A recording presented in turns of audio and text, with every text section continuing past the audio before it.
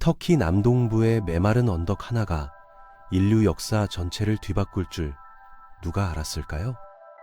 그런데 더 놀라운 것은 우리가 지금까지 찾지 못한 것들입니다. 우주 어딘가에는 지구보다 훨씬 오래된 생명체의 흔적이 숨어 있을지도 모릅니다. 오늘은 그 미스터리한 이야기를 시작해 보겠습니다.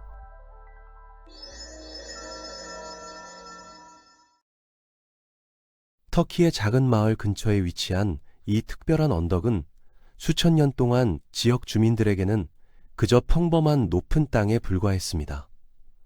1994년 독일 출신 고고학자 클라우스 슈미트가 현지 농부들의 이야기를 듣고 직접 발굴에 나섰죠. 그가 삽을 들고 땅을 파기 시작했을 때 돌들이 무덤 표시가 아니라 거대한 돌기둥의 꼭대기 부분이라는 사실이 드러났습니다. 계속된 발굴 작업으로 놀라운 구조물들이 모습을 드러냈습니다. 높이 솟은 T자 모양의 거석들, 굽이진 통로들, 동심원 형태로 배치된 석재 구조물들이 하나씩 세상의 빛을 보게 됐죠. 하지만 가장 큰 충격은 이 구조물들의 나이였습니다. 연대 측정 결과 이 건축물은 무려 1만 년이 넘은 것으로 나타나 인류 문명사에 혁명을 가져왔습니다. 터키어로 배 모양의 언덕을 뜻하는 괴베클리 테페는 마지막 빙하기가 끝나고 인류가 수렵 채집에서 정착 생활로 넘어가던 시기에 만들어진 것으로 인류가 건설한 가장 오래된 거대 구조물 중 하나가 됐습니다. 고고학자들은 여전히 이 유적지의 진짜 목적이 무엇인지 확실히 알지 못하지만 완전한 기능을 갖춘 마을이었을 수도 있고 종교적 모임을 위한 성스러운 장소일 수도 있습니다. 괴베클리 테페는 인류 문명 발전사에 대한 우리의 이해에 중요한 이정표 역할을 합니다. 만약 이것이 발견되지 않았다면 우리 과거는 훨씬 더 신비로웠을 것이죠. 전 세계에 흩어진 화석 조각들로 우리는 인류 진화와 발전에 대한 대략적인 그림을 그릴 수 있지만 그 너머는 거의 알지 못합니다. 과학자들은 지금까지 살았던 모든 생물종의 1% 미만에 대해서만 화석 증거를 가지고 있다고 추정합니다. 우리는 탐사선과 망원경 없이는 더 넓은 우주를 탐험할 엄두도 낼 수 없습니다. 우주 대부분은 완전히 미지의 영역이고 지도에도 표시되지 않았죠. 성간 공간 깊은 곳에서 고대 생명체의 기념물이 우리를 기다리고 있을까요? 우리는 우주 역사상 첫 번째 세대에 속할까요? 아니면 긴 행렬의 마지막 세대일까요? 이런 궁금증들이 우리가 탐험할 우주적 여정의 시작점입니다. 1984년 어느 날 NASA 존슨 우주센터의 연구실 책임자 로베르타 스코어는 특별한 암석 표본을 받았습니다. 남극에서 발견되어 A의 H84001이라는 이름이 붙은 이 표본은 처음에는 평범한 운석으로 보였지만 존슨 우주센터로 가져와 분석한 결과 화성 표면의 화학 구성과 일치하는 화성 조각이라는 사실이 밝혀졌습니다. 이 암석은 수백만 년 전 거대한 충돌로 붉은 행성에서 튕겨나온 후 행성간 공간을 떠돌다가 지구로 떨어진 것이었죠. 10년 후 물리학자 데이비드 S. 맥케이가 이끄는 팀은 이 작은 운석에 단순한 화학 과정으로는 만들어질 수 없는 미세한 특징들이 포함되어 있다고 발표했습니다. 전자 현미경으로 관찰한 결과 지구에서 발견되는 생명체와 유사한 사슬 모양 구조가 드러나 화성 생명체의 화석 증거가 담겨 있을 가능성이 제기되었죠. NASA는 당시 미국 대통령이었던 빌 클린턴도 공식 성명을 발표할 정도로 큰 환호 속에 이 발견을 발표했습니다. 하지만 다른 과학자들의 검증 과정에서 추가 연구들은 즉시 원래 발표에 의문을 제기했습니다. 화성의 화학이 지구 화학을 정확히 따라야 할 필요가 없으며 흥미로운 화학 물질들의 조합과 반응만으로도 사슬 모양 특징을 만들어낼 수 있다는 것이었죠. 확실히 매혹적이지만 생명체는 아니라는 결론이었습니다. 이 논쟁은 중요한 교훈을 줍니다. 외계 생명체가 우리 바로 앞에서 응시하고 있다면 우리가 그것을 식별할 수 있을까요? 생명을 식별하려면 먼저 생명을 정의해야 하며 과학 문헌에는 현재 200개가 넘는 서로 다른 정의가 포함되어 있습니다. 매우 일반적인 분류 체계는 거의 모든 정의를 포괄할 수 있는데 이 체계는 생명이 세 가지 뚜렷한 속성을 가진다는 것에 의존합니다. 첫째, 생명은 어떤 방법으로든 정보를 저장할 수 있어야 하고, 둘째, 반응을 촉진할 수 있어야 하며, 셋째, 자기 복제 능력을 가져야 합니다. 이 세 가지를 합치면 생명이 계속해서 움직이고 먹고 자신을 보호하며 번식할 수 있죠. 우리는 이 정의의 명확한 예를 볼 수 있습니다. 문자 그대로 우리가 그것을 살고 있으니까요. 우리는 정보를 저장하는 DNA를 가지고 있고 반응을 촉진하는 단백질을 가지고 있으며 DNA에 저장된 정보에서 단백질을 생성하는 번역 도구 역할을 하는 RNA를 가지고 있습니다. 우리 DNA는 RNA를 통해 명령을 내려 단백질을 만들고 DNA 사본을 만들어 유전적 유산을 한 세대에서 다른 세대로 전달하며 자연 선택의 압력을 받아 진화할 수 있죠. 우주의 모든 생명체가 이 기본 정의를 충족한다고 안전하게 가정할 수 있습니다. 하지만 우리 행성에서도 그 정의를 가지고 흥미로운 경계 사례들에 직면합니다. 바이러스는 정보를 저장하고 번식하지만 적절한 숙주 없이는 혼자서 할 수 없고 초기 지구에서 생명체가 등장한 시점에서는 일련의 화학 과정이 무생물에서 생물로 바뀌었으며 그 경계는 아마도 모호했을 것입니다. 현 DNA, RNA, 단백질 3중체는 첫 번째 생명체에는 존재할 수 없었을 것이므로 초기 생명체는 더 단순해야 했죠. 그럼에도 초기 생명체의 일부 측면은 우리와 여전히 공통점이 있습니다. 예를 들어 초기 생명체는 여전히 액체물을 용매로 사용했는데 용매는 생명에 대한 우리 이해에 매우 중요합니다. 지구상 생명체가 복잡한 분자 수풀을 사용하여 정보를 저장하고 반응을 촉진하는 등의 활동을 하기 때문이죠. 이런 분자들은 즉시 파괴되지 않고 머물 수 있는 장소가 필요하며 물은 이런 목적에 충분히 안정적이고 다른 많은 분자와 결합할 수 있어 폐기물 관리 역할을 합니다. 액체물 외에도 초기 생명체는 오늘날과 거의 같은 온도를 경험했을 것이고 같은 용매, 같은 온도, 같은 원소 구성 요소를 사용했을 것입니다. 탄소는 그 자체 및 많은 다른 원소와 쉽게 결합되어 크고 강한 구조를 형성할 수 있기 때문에 매우 편리하고 산소는 화학 반응에 참여하기 좋으므로 에너지를 저장하고 나중에 사용하는 데 유용한 도구로 쓸 수 있으며 인, 질소, 수소도 특히 DNA와 RNA 구성에서 중요한 역할을 합니다. 따라서 아마도 초기 지구 생명체는 결 그렇게 이질적이지 않았을 것이죠.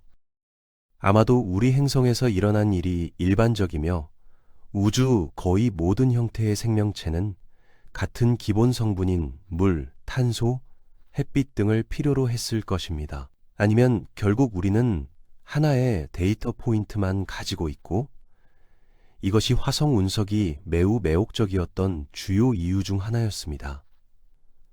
초기 화성은 표면에 액체 물이 있었고 웅화한 기후였지만 화성은 또한 그 행성에서만 볼 수 있는 화학적, 지질학적 과정을 가지고 있었죠. 특히 바다가 증발한 후 수십억 년이 지났기 때문에 우리는 다른 세계를 연구할 때 매우 조심해야 합니다. 다행히 태양계의 다른 장소들은 우리가 생명에 대한 정의를 얼마나 광범위하게 할 수 있는지 시험할 기회를 제공합니다. 태양계의 많은 외곽 위성들인 엔셀라두스와 유로파에는 액체물로 된 광대한 바다가 있지만 그 액체물은 수마일 두께의 얼음에 잠겨 있어 햇빛이 전혀 들어오지 않습니다. 지구상 모든 생명체가 햇빛을 필요로 하는 것은 아니므로 생명체가 그 바다의 어둠 속에서 시작되었을 수 있고 얼음 껍질을 통해 표류하는 유기물에 의해 주도되는 복잡한 먹이사슬이 진화했을 수도 있습니다. 그리고 토성의 145개 위성 중 하나인 타이탄이 있습니다. 1655년 위대한 천문학자 크리스티안 하이겐스가 발견한 태양계에서 두 번째로 큰 위성이죠. 그 세계는 질소가 풍부한 짙은 대기로 덮여 있으며 지구 외의 표면에 호수와 강을 유지하는 것으로 알려진 유일한 세계입니다. 하지만 영하 180도의 온도에서 이것들은 물로 된 호수와 강이 아니라 메탄 같은 액체 탄화수소로 되어 있으며 메탄이 이국적인 저온 생명체의 용매 역할을 있을지도 모릅니다. 마지막으로 우리 상상 속에 담을 수 있는 모든 형태의 생명체가 있습니다. 아마도 우주 어딘가에는 생명체가 탄소가 아닌 실리콘을 구성 요소로 사용할 수도 있고, 생명체는 정보를 저장하거나 자체 사본을 만드는데 화학물질조차 필요하지 않을 수도 있죠. 이상한 양자 시스템이 그 역할을 할 수도 있고, 아직 우리에게 알려지지 않은 물질 형태도 있을 수 있습니다. 하지만 이런 생명체들을 찾기 위해서는 먼저 어떤 조건에서 생명이 시작될 수 있는지 이해해야 합니다. 1952년 시카고 대학교 대학원생인 스탠리 밀러는 지도교수인 노벨상 수상 화학자 해롤드 유리가 개발한 논란 많은 가설을 시험하기 위해 실험을 설계했습니다. 밀러는 물병에 메탄, 암모니아, 수소 혼합물을 첨가하고 플라스크에 전기 스파크를 흘렸습니다. 처음에는 아무 일도 일어나지 않았지만 하루가 지나자 혼합물이 희미한 분홍색으로 변했고, 일주일 후 플라스크는 진한 붉은 액체로 가득 찼죠. 크로마토그래피를 사용하여 분석한 결과 글리신, 알파-알라닌, 베타-알라닌, 아스파르트산 등 RNA와 DNA의 구성 요소인 아미노산들이 발견되었습니다. 밀러의 실험은 그 이전 세상을 뒤흔들었습니다. 그의 작업 이전에는 철학자, 신학자, 과학자들이 생명이 어떻게 초기 지구에서 발생했는지에 대해 막연한 추측만 했었거든요. 이제 생명 발생 문제는 과학 영역에 확고히 자리 잡았고, 간단한 일반 분자 혼합물이 생명의 풍부한 유기화학 기초를 생성할 수 있는 방법을 보여줬습니다. 실험에 사용된 물, 메탄, 암모니아, 수소는 모두 우주에서 가장 흔한 분자들이며 탄소, 산소, 수소, 질소로 구성되어 있어 우주 어디서나 이런 과정이 일어날 수 있음을 시사합니다. 가장 초기 생명체가 발생할 수 있는 곳을 찾으려면 적절한 원소 혼합물과 적절한 조건을 찾아야 합니다. 우주에서 그것이 어디 있을까요? 물론 우리가 확신할 수 있는 한 곳은 바로 지구 표면입니다. 태양의 거주가능 구역이라고 하는 것은 별 주위 영역으로 온도가 별에 너무 가까우면 강렬한 열과 복사라 물을 증기로 증발시키고, 너무 멀면 그 물이 얼어 단단한 얼음이 되는 곳입니다. 모든 별에는 자체 거주 가능 구역이 있으며 그 위치와 크기는 별의 특성에 따라 달라지죠. 작은 적색 외성은 표면 바로 근처에 거주 가능 구역을 가지고 있고, 거대한 별은 수억 마일 떨어진 곳에 거주 가능 구역을 가지고 있습니다. 태양의 거주 가능 구역은 금성 궤도 바로 안쪽에서 시작하여 화성 궤도 바로 너머까지 확장되지만, 그 구역 내 세 세계 중 지구만이 오늘날에도 액체 상태의 물을 유지하고 있습니다. 과학자들은 금성이 한때 대기가 얇았고 표면에 바다가 있었을 것이라고 강력히 의심하지만, 태양이 나이를 먹으면서 점점 더 밝고 뜨거워져 폭주 온실 효과를 일으켜 바다를 증발시켰죠. 반면 화성은 한때 훨씬 더 따뜻했고 훨씬 더 두꺼운 대기를 가지고 있었으며 바다, 강, 호수, 개울도 있었습니다. 오늘날 우리가 표면을 보는 모든 곳에서 과거 물 활동의 증거를 볼 수 있죠. 한때 화성은 푸르렀지만 치명적 결함을 가지고 태어났습니다.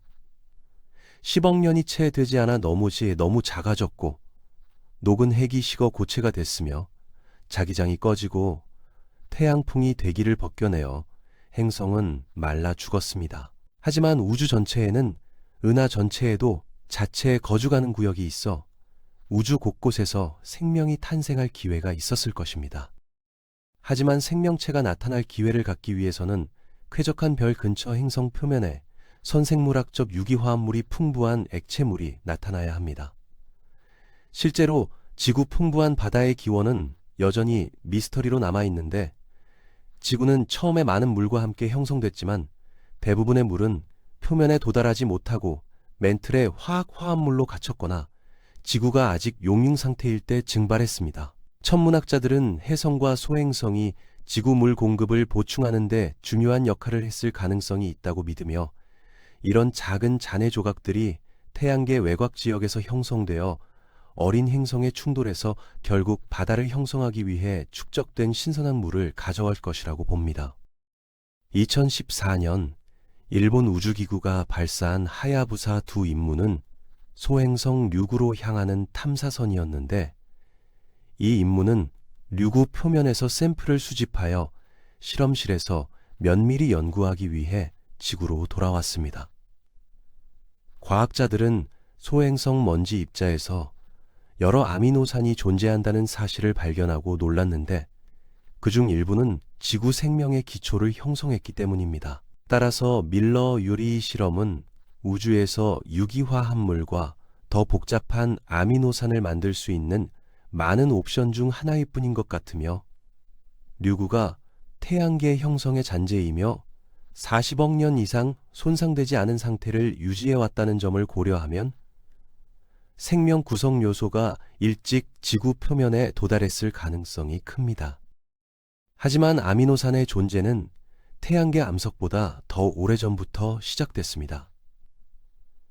2003년 천문학자 팀은 여러 거대 분자 구름에서 가장 단순한 아미노산인 글리신에 대한 증거를 발견했고, 이 구름들은 은하에서 별과 태양계가 형성되는 곳이므로 아미노산이 지구 형성 초기부터 함께 운반되었을 가능성도 있습니다. 천문학자들은 또한 은하 전체의 거대 분자 구름에서 다양한 유기화합물을 발견했고, 다른 은하와 먼 퀘이사에서도 발견했으며, 이런 퀘이사들은 젊은 우주에서만 나타나므로 생명의 기본 화학이 매우 오랫동안 존재했음을 시사하지만, 모든 화학은 어딘가에서 나와야 합니다. 분자들은 우주 전체의 다양한 과정에서 원소들로부터 스스로 조립되며, 주기율표의 거의 모든 원소는 항성 핵합성으로 알려진 과정에서 나옵니다. 핵심은 핵융합으로, 우리 태양은 현재 열을 발생시키기 위해 수소를 헬륨으로 융합하고 있고, 수명이 다할 무렵 태양은 헬륨을 융합하여 탄소와 산소를 생성할 것입니다.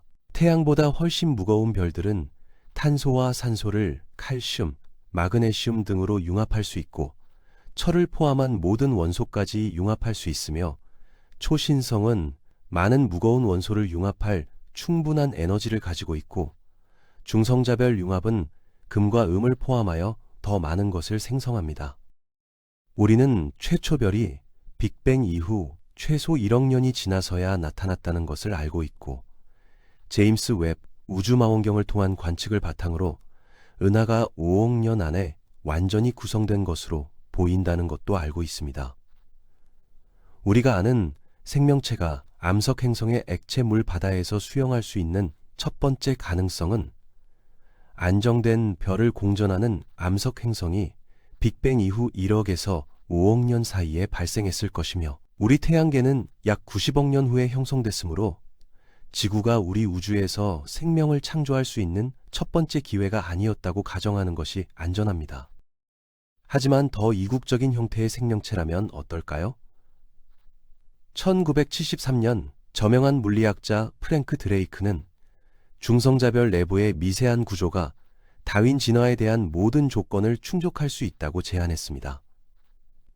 이런 구조들은 강한 핵력에 의해 결합되고 중성자별 자체의 풍부한 열 에너지로 둘러싸인 복잡한 상호작용 모양을 형성할 수 있으며, 잠재적으로 자기 복제의 길을 시작할 수 있지만, 중성자별을 만들기 위해서는 먼저 별을 만들어야 하므로 이 가능성도 빅뱅 이후 약 1억 년 후 첫 번째 별 세대 바로 뒤로 미룹니다. 하지만 우주의 암흑 영역에 숨겨진 또 다른 가능성이 있습니다. 원소표에서 기본 입자에 이르기까지 물리학에 대한 우리 이해는 우주 전체 모든 에너지와 질량 중 5% 미만이고 대부분은 현대 물리학에 알려지지 않은 형태로 암흑물질과 암흑에너지로 분류됩니다. 새로운 자연의 힘이 암흑물질이 자체 및 암흑에너지와 상호작용할 수 있게 허용할 수 있고 여러 종류의 암흑물 입자가 있을 수 있으며 이런 입자 간에 완전히 새로운 상호작용이 발생하여 자체 암흑원소의 주기율표, 암흑원자, 암흑분자, 암흑화학, 암흑생명체를 형성할 수 있습니다.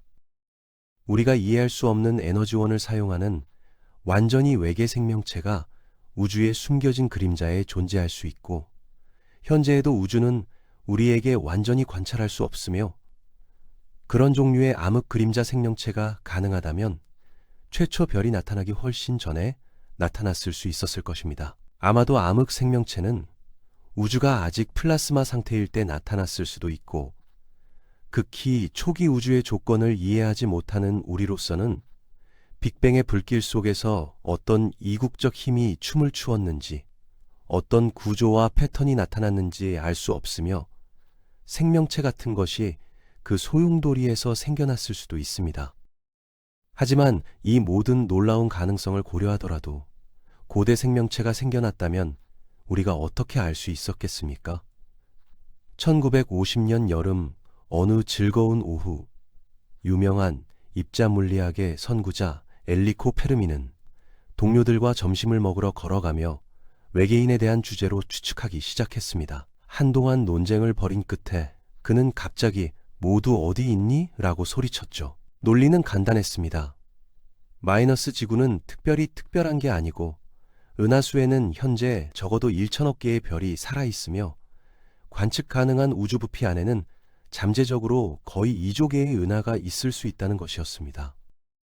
현대 추정에 따르면 은하수만 해도 태양과 비슷한 별의 거주 가능 구역에 지구와 비슷한 행성이 약 50억 개나 있으며 지구는 평범한 별 하나를 공전하는 암석 행성일 뿐이므로 생명이 여기서 발생했다면 논리적으로 우주의 다소 일반적 특징이어야 하고 다른 곳에서도 발생했을 것입니다. 여기에 우주가 거대할 뿐만 아니라 지구와 유사한 고대 생명이 빅뱅 이후 1억 년 만에 생겨날 수 있었다는 점을 더하면 우주는 지금보다 거의 140배 더 오래됐고 빅뱅 이후 약 38억 년, 은하수가 형성된 지 90억 년이 지난 지금 셀 수 없이 많은 외계 생명체가 생겨났어야 합니다. 바다에서 기어나와 끔찍한 재앙에서 살아남고 지능으로 진화했으며 정교한 문명을 개발하고 별들 사이를 여행하는 데 필요한 기술을 발명했을 것이죠. 심지어 우리 인간도 우주선을 태양계 경계를 넘어 성간 공간으로 보내는 데 성공했고 엔리코는 은하계가 외계 문명의 잔해로 뒤덮여 있어야 하며 태양계에는 활동적인 탐사선이 있어야 하고 우리가 보는 모든 곳에 기술의 잔재가 있어야 한다고 주장했습니다. 하지만 은하계 다른 어느 곳에서도 지능은커녕 생명체 흔적은 전혀 없으며 이것이 페르미의 유명한 역설입니다. 생명체는 어디에나 있어야 하지만 대신 우리는 모든 사람이 어디에 있는지 묻지 않을 수 없습니다. 이 역설은 우리가 같은 어려운 질문을 다시 던지도록 하는데 상상할 수 있는 가장 이국적 생명체는 우리의 가장 영리한 실험에서도 그 존재에 대한 증거가 숨겨져 영원히 우리에게는 이해하기 어려울 것입니다. 하지만 지구와 유사한 생명체나 이국적 화학조합에 기반한 생명체는 이야기가 다르죠. 한 가지 답은 지적 생명체에만 집중하는 것인데 지적 문명은 일반적 단순한 생명체보다 드물지만 적어도 인간이 전파 기술을 개발하자마자 소리가 크다는 생각 때문입니다. 일반 SETI 프로그램은 인공적 수단으로 생성된 전파 신호를 검색하는데 전파는 비교적 적은 전력으로 대량으로 생성하기 쉽고 수천 광년의 성간 먼지 구름을 통과할 수 있기 때문에 특히 편리합니다. 브레인이도 수십 년 동안 지능체 흔적을 찾기 위해 전파 하늘을 스캔했지만 아무것도 찾지 못했고, 대안적 방향은 더 넓은 우주에 대한 신호로서 별의 화학 성분 변화나 다이스 9 같은 거대 엔지니어링 프로젝트 구축 같은 지적 문명의 물리적 유무를 찾는 데 집중하지만, 알려진 별은 인공 오염의 흔적을 보이지 않으며 은하계와 더 넓은 우주를 스캔한 결과 다이슨 9가 나타나지 않습니다. 생명체 탐색도 가능한 모든 각도에서 시도했지만 아무 소용이 없었습니다. 별의 거주 가능 구역 내에서 궤도를 도는 외계 세계에서 우리는 대기를 통과하는 빛을 연구하여 과도한 산소와 메탄 같은 생물학적 특징을 찾았지만, 이런 탐색 중 많은 부분이 아직 초기 단계임에도 불구하고 우리가 수행한 탐색은 여전히 소용이 없었습니다. 우리는 수천 개의 외계 행성과 잠재적으로 거주 가능한 많은 세계들을 발견했지만, 그 모든 작업에서 우리는 지구 외부 생명체에 대한 단 하나의 증거도 찾지 못했습니다. 따라서 모든 사람이 고려해야 할 첫 번째 가능성은 페르미의 기본 가정인 생명이 실제로 드물다는 것이 잘못되었다는 것입니다. 지구와 우리 조건이 은하계 내에서 완전히 독특하지는 않더라도 특별하다면 정확히 동일한 온도와 압력과 화학물질 수풀을 가진 지구 사본이 수천, 수백만, 수십억 개 있을 수 있지만 생명체는 그중 하나에만 나타날 것입니다. 아니면 생명체가 흔할 수 있지만 지적 생명체는 그렇지 않을 수도 있고, 은하계의 거의 모든 습한 행성에 미생물이 있을 수도 있지만 138억 년의 우주 역사에서 우리는 은하계에서 발생한 최초의 지적 문명일 수 있습니다. 아니면 생명체는 처음부터 우리 눈앞에 있었을 수도 있지만 우리가 아직 비생명체와 구별할 수 없는 화학적 형태였을 수도 있습니다.